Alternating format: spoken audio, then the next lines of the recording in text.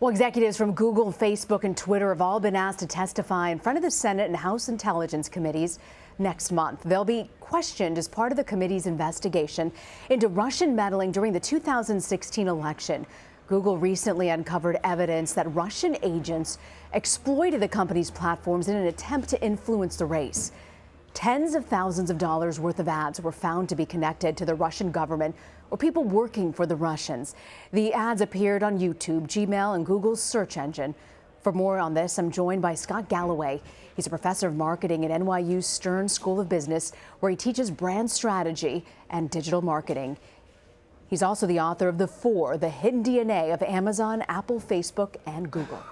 Welcome, Scott. Thanks for having me. So what do you think lawmakers should ask these companies when they testify? What did they know? When did they know it? And why should you not be subject to the same scrutiny as every other media company? You know, CBS wasn't weaponized by intelligence wings of the Russian government. Why should Facebook allow this to happen? And Facebook needs to, and Google need to get through sort of this cadence of minimizing it, using a different nomenclature, saying they're a platform, talking about censorship, and just skip to the part where they say we're not going to let this happen again. Do you think that the companies responded appropriately when they found out what had happened? Absolutely not. I think that they've basically said it would be impossible, and to a certain extent, old media has been an apologist for these companies, saying it's different for these guys. It's not. We're not talking about the realm of the possible in terms of their ability to control this. We're talking about the realm of the profitable, and that is these companies have automated media production and advertising, and there's no human intervention, which is incredible for the bottom line.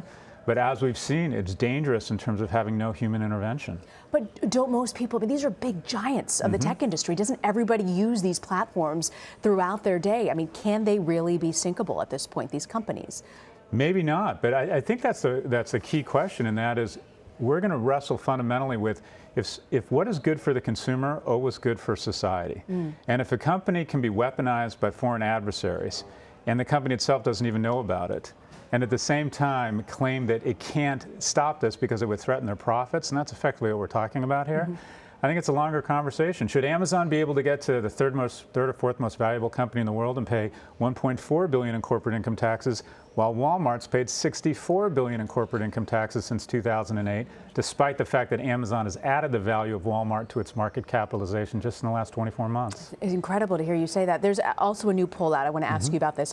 Americans now view Facebook less favorably in light of this Russian bot ads on Facebook. Do you think that Facebook and Google should be concerned about this poll? Oh, absolutely.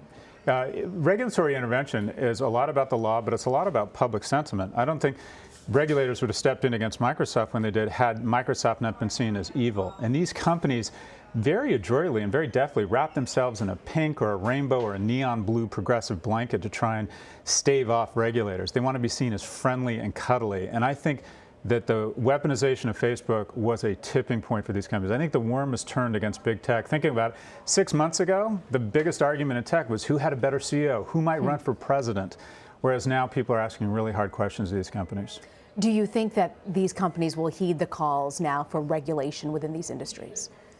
Well, if they're smart, they'll self-regulate and overcorrect. And I do think there's going to be regulatory intervention, but it's not going to come out of where we think it's going to come. It's not going to come out of Washington. It's going to come out of Europe. You're going to see the first... Why Europe? Well, keep in mind, taken as a whole, we register tremendous benefit in the U.S. from these companies. They're a source of national pride. They do create a ton of economic wealth. They recruit from my class at NYU Stern.